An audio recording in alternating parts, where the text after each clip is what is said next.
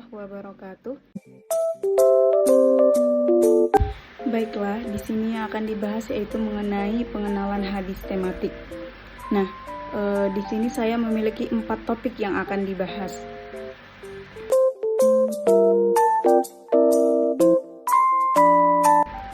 Baiklah, kita masuk ke topik pertama, yaitu mengenai definisi kajian hadis tematik. Nah, di sini ada 3 poin. Yang pertama itu metode tematik disebut juga metode maudhu'i. Yang kedua, maudhu'i berasal dari kata maudhu. Nah, metode tematik ini disebut juga metode maudhu'i. Maudhu'i ini berasal dari kata maudhu. Maudhu ini merupakan maf'ulun bih dari wado'a, yang artinya masalah atau pokok permasalahan. Sehingga maudhu'i ini berlawanan arti dengan marfu, yaitu yang artinya mengangkat. Nah, kemudian poin yang ketiga yaitu metode tematik menurut istilah. Nah, metode tematik ini merupakan salah satu metode yang digunakan dalam pemahaman hadis. Nah, jadi dalam metode tematik ini caranya itu adalah menghimpun hadis-hadis yang setema dengan pokok permasalahan yang akan kita bahas. Nah, jadi contohnya seperti tentang toharoh. Kemudian kita himpun, misalnya kita punya permasalahan, contoh lain misalnya tentang kunut. Nah, kemudian kita himpun hadis-hadis tentang kunut yang kemudian akan kita kaji, gitu, untuk memecahkan permasalahan yang ada di masyarakat. Nah, kemudian ada hadis tematik menurut beberapa tokoh. Yang pertama itu menurut Mustafa Muslim. Menurut Mustafa Muslim, maudhu ini artinya meletakkan segala sesuatu pada tempatnya. Nah, jadi metode maudhu'i ini menurut beliau adalah cara untuk mengumpulkan hadis-hadis Nabi ataupun ayat-ayat Al-Quran. Nah, sebelumnya saya akan menjelaskan bahwasannya metode tematik ini bisa dipakai untuk mengkaji hadis, bisa juga dipakai untuk mengkaji ayat-ayat Al-Quran. Nah, jadi menurut Mustafa Muslim ini, metode maudhu'i ini yaitu cara untuk menghimpun hadis-hadis atau ayat-ayat Al-Quran yang setema atau satu topik atau satu tujuan, yang kemudian akan disusun berdasarkan sebab-sebab munculnya, kemudian pemahaman dengan penjelasan, kemudian pentafsiran dan lain sebagainya. Kemudian tokoh kedua itu ada Al-Farmawi. Nah, pendapat beliau ini juga tidak jauh beda dengan pendapat dari Mustafa Muslim. Nah, beliau mengatakan bahwasannya metode maudhu'i ini adalah penghimpunan hadis-hadis yang satu topik ataupun satu tujuan, yang kemudian akan disusun berdasarkan asbabul wurud. Asbabul wurud ini sebab-sebab munculnya hadis tersebut. Nah, baik misalnya karena sebuah peristiwa atau karena adanya pertanyaan. Kemudian berdasarkan penafsiran, penjelasan yang diikuti dengan pemahaman yang diikuti dengan penjelasan dan lain sebagainya.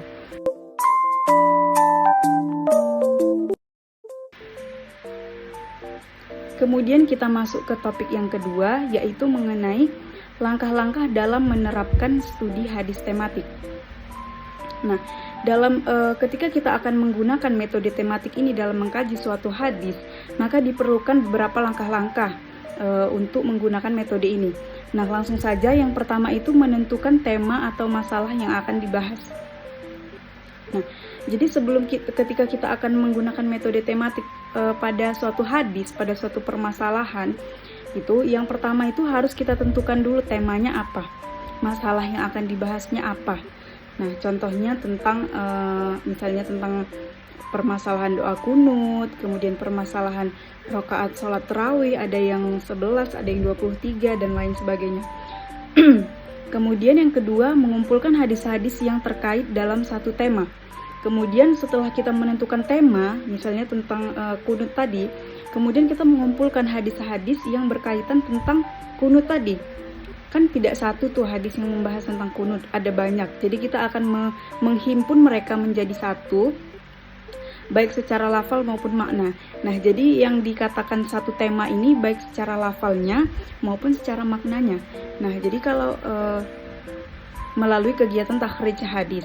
Nah, setelah kita mengumpulkan hadis-hadis yang setema tadi, yang contohnya, salah satu contohnya itu tentang misalnya tentang doa kunut, kemudian kita melakukan kategorisasi berdasarkan kandungan hadis dengan memperhatikan kemungkinan perbedaan peristiwa asbabul wurudnya, hadis atau tanawu, dan perbedaan periwayatan hadis. Nah, setelah kita menghimpun, kemudian kita melakukan kategorisasi. Kategorisasi itu mengelompok-ngelompokkan berdasarkan kandungan hadis. Nah, berdasarkan isi hadisnya tadi apa, mengandung makna apa hadisnya tersebut. Tapi jangan lupa dengan memperhatikan kemungkinan perbedaan peristiwa asbabul wurudnya. Nah, setiap hadis itu kan pasti asbabul wurudnya atau sebab-sebab munculnya itu pasti berbeda-beda. Ada yang karena peristiwa A, peristiwa B, peristiwa C, ada juga yang karena munculnya pertanyaan-pertanyaan. Nah, kemudian yang keempat, melakukan kegiatan iktibar dengan melengkapi seluruh sanad. Nah, setelah udah dikategorisasi nih, udah dikelompok-kelompokin, maka yang selanjutnya yaitu melakukan kegiatan iktibar seperti penelitian atau pengkajian dengan melengkapi seluruh sanad. Nah, setiap hadis itu pasti memiliki sanad yang banyak. Nah, jadi ketika kita ingin melakukan metode tematik ini, maka kita harus melengkapi seluruh sanad yang an itu. Kita harus melengkapi dari masa sahabat Nabi hingga pada saat hadis itu sampai kepada kita. Kemudian yang kelima yang selanjutnya, melakukan penelitian sanad yang meliputi penelitian kualitas pribadi perawi. Nah, kemudian setelah kita mendapatkan sanadnya dengan lengkap, melengkapi seluruh sanadnya, kemudian kita harus melakukan penelitian sanad. Apa yang diteliti? Yang diteliti itu yang pertama, penelitian kualitas pribadi perawi. Nah, jadi kita harus meneliti apakah si perawi ini suka berbohong. Nah, bagaimana akhlaknya, apakah dia orang yang baik. Nah, begitu. Kemudian itu beberapa contohnya. Kemudian yang diteliti lagi adalah kapasitas intelektualnya. Nah, apakah dia seorang yang dobit, kuat ingatannya, apakah dia seorang yang pelupa. Nah, itu yang dikaji. Kemudian metode periwayatan yang digunakan. Nah, selanjutnya yaitu melakukan penelitian matan yang meliputi kemungkinan adanya illah dan syadz. Nah, yang selanjutnya yang keenam yaitu penelitian matan. Matan ini artinya isi hadis, isi dari hadisnya tadi. Nah, mana tahu kemungkinan ada cacatnya seperti mungkin penyimpangan ataupun syadz atau kejanggalan. Nah, kemudian yang ketujuh yaitu mempelajari tema-tema yang mengandung arti serupa. Nah, mempelajari tema-tema lain yang mengandung dengan arti serupa seperti permasalahan yang sedang akan dibahas. Kemudian membandingkan berbagai syarah hadis. Syarah hadis ini artinya penjelasan hadis. Nah, ketika kita telah menghimpun tadi banyak-banyak hadis, kemudian pasti setiap hadis memiliki syarahnya masing-masing. Kemudian kita bandingkan antara syarah-syarah tadi. Kita bandingkan. Kemudian yang kesembilan, melengkapi pembahasan dengan hadis-hadis atau ayat-ayat pendukung. Nah, ketika kita sudah membandingkan syarah tadi, pastikan ada pembahasan-pembahasan di dalamnya. Kemudian kita lengkapi pembahasan-pembahasan tadi supaya dia lebih kuat, argumennya lebih kuat dengan hadis-hadis lain dan ayat-ayat Al-Quran yang mendukung argumen itu. Nah, kemudian yang ke-10, yang terakhir, menyusun hasil penelitian. Nah, setelah yang tadi sudah kita teliti hadis tersebut, permasalahan tersebut dengan metode tematik, kemudian kita membuat hasilnya bagaimana, dan menarik suatu kesimpulan dengan menggunakan dasar argumentasi ilmiah. Kemudian menarik kesimpulan. Jadi misalnya permasalahannya tentang kunut tadi. Kunut itu ada yang melaksanakan, ada juga yang tidak. Ada orang yang menyalahkan orang yang tidak memakai kunut, ada juga orang yang membiarkan orang yang tidak memakai kunut atau membenarkan. Nah, kemudian di kesimpulan tadi kita jelaskan bahwasannya bagaimana yang benar, bagaimana sebenarnya gitu. Kemudian kita lanjut ke topik yang ketiga. Nah, topik yang ketiga yaitu berisi tentang urgensi kajian hadis tematik. Nah, ada 4 poin. Poin pertama yaitu urgensi metode tematik, di mana kehadiran sunnah menjadi jawaban dari suatu masalah atau problematika manusia terlihat nyata. Nah, jadi adanya metode tematik ini itu sudah nyata keberadaannya untuk mengatasi permasalahan-permasalahan manusia atau problematika manusia. Nah, contohnya seperti kunut tadi. Ada hadis yang menjelaskan tentang bahwasannya Rasulullah itu melaksanakan kunut. Kemudian ada hadis yang menerangkan tentang Rasulullah pernah melaksanakan kunut selama, maaf saya lupa, 1 atau 2 bulan secara berturut-turut ketika beliau akan melaksanakan perang, ketika beliau akan berperang gitu. Nah, kemudian di kehidupan kita sekarang banyak sekali orang yang mempersoalkan masalah ini. Ketika kita adanya metode tematik ini bisa memecahkan permasalahan itu. Nah, kemudian menurut Yusuf Al-Qaradawi, penghimpunan hadis-hadis yang setema itu penting. Nah, mengapa demikian? Menurut beliau, penghimpunan hadis-hadis yang setema itu penting. Untuk apa? Untuk menghindari kesalahpahaman kita dalam memahami hadis tersebut. Kesalahan kita yang memungkinkan kita salah dalam memahami hadis tersebut. Mengapa demikian? Karena sekarang banyak orang yang memahami suatu hadis itu terikat pada satu hadis saja. Dia tidak mau mempelajari hadis-hadis yang lain. Oleh karena itu, pemahaman yang dimilikinya pun akan sempit. Contohnya seperti kita balik ke kunut tadi. Nah, orang yang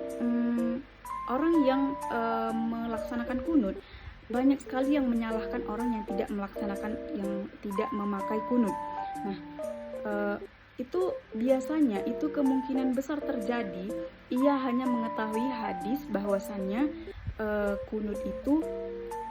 bahwasanya Nabi melaksanakan kunut. Nah, dia tidak pemahamannya sangat sempit, tidak mengetahui atau membaca hadis-hadis yang lain yang mengenai kunut tadi gitu. Jadi akan membuat seseorang itu bisa salah dalam memahami hadis. Nah, kemudian jadi itu tadi urgensinya penghimpunan hadis itu penting menurut Yusuf Al-Qaradawi karena untuk menghindari kita salah dalam memahami hadis. Kemudian yang ketiga yaitu salah satu contoh permasalahan yang dapat dikaji dengan metode tematik pada hadis yaitu larangan memanjangkan celana di bawah mata kaki. Nah, menurut Yusuf Al-Qaradawi, ia memberikan satu contoh yaitu hadis tentang larangan memanjangkan celana di bawah mata kaki. Nah, hadis ini dijadikan landasan oleh orang-orang yang memakai celana di atas mata kaki atau memakai sarung di atas mata kaki. Dan hadis ini juga digunakan untuk mengkritik orang-orang yang memakai celana di bawah mata kaki atau memakai sarung di bawah mata kaki. Padahal jika mereka menggunakan metode ini, jika mereka menghimpun hadis-hadis yang membahas tentang ini, kemudian mereka mengkaji dengan mempertimbangkan pendapat atau pandangan para ulama, pasti mereka memiliki pandangan yang berbeda, memiliki ilmu yang lebih luas, tidak sempit seperti itu. Nah, dan mereka tidak akan mudah menyalahkan orang lain. Nah, sekarang sangat banyak konflik-konflik yang terjadi di masyarakat hanya karena sering khususnya di bidang agama, khususnya di aspek keagamaan, hanya karena dia merasa paling benar dan dia menyalahkan orang lain. Nah, kemudian poin yang terakhir yaitu metode tematik ini dijadikan solusi untuk menentukan kualitas suatu hadis. Jelas saja langkah-langkah yang sudah kita bahas tadi, ada yang membahas tentang, ada yang meneliti tentang sanadnya. Nah, kualitas hadis ini salah satu aspeknya bisa dilihat dari sanadnya. Nah, apakah dia hadis sahih, apakah dia hadis hasan, atau dia hadis dhaif. Nah, jadi bisa dilihat dari sanadnya. Tadi kan ada itu penelitian sanad. Nah, penelitian sanad mulai dari kualitas pribadi seorang perawi tadi, kemudian tentang intelektualnya, kapasitas intelektualnya, itu sudah dikaji ketika kita melakukan metode tematik. Jadi tidak perlu ragu bahwasannya hadis yang dipilih itu adalah hadis-hadis yang baik. Nah, hadis-hadis yang sahih. Nah, kemudian menjelaskan kandungan hadis yang bersifat mengikat ataupun tidak. Nah, jadi dalam melaksanakan metode tematik tadi, kita dapat mengetahui bahwasanya kandungan hadis ini dia mengikat atau tidak ya. Kandungan hadis ini dia mengikat atau tidak ya. Nah, hal tersebut digunakan untuk membuktikan bahwa hadis-hadis Nabi dapat berlaku setiap waktu dan ruang. Nah, supaya karena metode ini tuh bersifat dinamis, terus bergerak, fleksibel. Nah, tidak terikat oleh ruang dan waktu, supaya para masyarakat itu berpikir bahwasanya Al-Quran dan hadis ini mengikuti perkembangan zaman, tidak ketinggalan zaman, sehingga mereka mau mengamalkan ajaran-ajarannya. Nah, seperti yang kita lihat, Al-Quran dan hadis ini sangat cocok, sangat bersahabat dari masa Nabi Muhammad SAW sampai sekarang, bahkan sampai hari kiamat dia akan tetap relevan.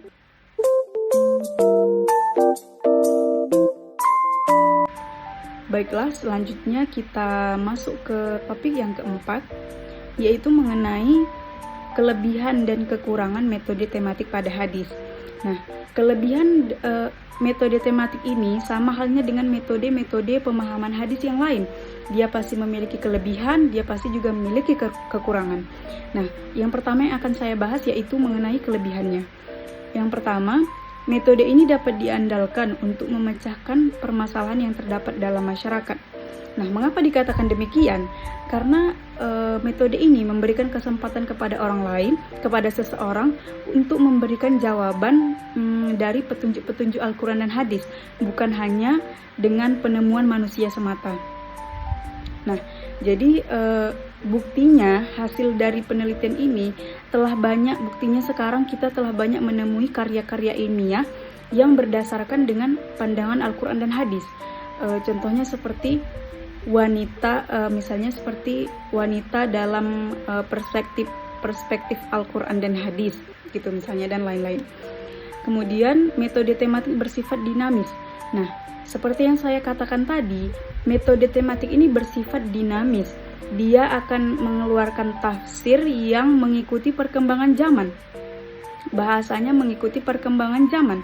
Nah, jadi dia akan cocok, akan relevan sampai kapanpun. Kemudian yang ketiga, membuat pemahaman menjadi utuh. Nah, tadi metode tematik ini adalah menghimpun hadis-hadis. Caranya tadi yaitu kita mengkaji suatu hadis, meneliti suatu hadis, untuk memahami suatu hadis itu dengan cara melihat hadis-hadis yang lain yang berkaitan dengan topik permasalahan yang akan kita bahas. Nah, jadi cara mainnya di metode tematik ini yaitu dengan kita memahami suatu hadis dengan hadis-hadis yang lain. Nah, memahami suatu hadis dengan hadis-hadis yang lain. Jika kita hanya memahami satu hadis saja, maka pemahaman kita akan sempit, maka akan di satu hadis tersebut. Nah, ada juga istilahnya hadis dijelaskan dengan hadis gitu. Ada yang Al-Quran dijelaskan dengan hadis, ada yang hadis dijelaskan dengan hadis, dan lain sebagainya. Nah, jadi ketika kita cuma hanya memahami satu hadis, tidak mau melihat hadis-hadis yang lain, maka pemahaman kita akan sempit, dan mungkin bisa jadi kita akan salah dalam memahami suatu hadis. Caranya yaitu menggunakan metode tematik ini. Ketika kita memahami hadis-hadis yang lain, maka pandangan kita bisa jadi akan berubah. Pemahaman kita akan semakin luas, sehingga kita tidak mudah menyalahkan orang lain. Nah, seperti contohnya sholat tarawih, ada yang 11, ada yang 23. Nah, jika kita penganut yang 11, kita tidak akan mudah menyalahkan mereka yang melakukan 23 rakaat. Karena pun mereka juga memiliki landasannya, memiliki dalilnya. Dan jika kita penganut yang 23, kita juga tidak mudah menyalahkan mereka yang melakukan 11 rakaat, karena itu pun juga ada landasannya. Nah, jadi jika kita memahami hadis dengan hadis-hadis yang lain, itu akan membuat pemahaman kita menjadi utuh. Pemahaman kita menjadi utuh dengan pemahaman dari hadis-hadis yang lain yang terkait dengan topik permasalahan. Kemudian yang kelebihan yang terakhir yaitu penjelasan antar hadis dalam metode maudhu'i bersifat lebih integral. Nah, tadi kan memahami hadis dengan hadis-hadis yang lain. Berarti kan hadisnya banyak nih dalam metode maudhu ini atau metode tematik ini. Nah, jadi antara hadis satu dengan hadis yang lainnya itu bersifat integral penjelasannya. Integral ini maksudnya continue atau berkelanjutan, karena pasti masih berkaitan antara hadis yang satu dengan hadis yang lain karena mereka ini satu tema. Nah, dan kesimpulan yang dihasilkan mudah dipahami karena tadi mereka satu tema kemudian berkaitan, jadi kesimpulan yang didapatkan itu pasti mudah dipahami. Kemudian kita lanjut ke kekurangannya. Nah, kekurangan dari metode tematik ini atau metode maudhu'i ini hanyalah satu, yaitu metode ini terikat pada tema. Jadi metode maudhu'i ini kita harus menghimpun hadis-hadis yang satu tema, tidak boleh temanya berlainan. Jadi ketika kita melakukan pengkajian hadis dengan metode tematik ini, maka kita pengetahuan yang akan kita dapat itu hanyalah meliputi satu tema tersebut. Misalnya tentang memakai cadar, pro dan kontra memakai cadar. Nah, itu kita hanya mendapatkan pemahaman tentang memakai cadar saja. Kita tidak bisa mendapatkan pemahaman tentang berwudu, misalnya pernikahan, haji dan umroh, tidak bisa, karena yang dibahas hanyalah satu tema. Hanya itu saja kekurangannya. Mungkin itu saja yang dapat saya sampaikan. Terima kasih atas segala perhatian, mohon maaf atas segala kekurangan.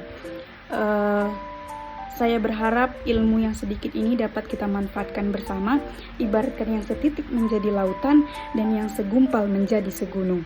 Billahi fi sabilil haq, fastabiqul khairat. Wassalamualaikum warahmatullahi wabarakatuh.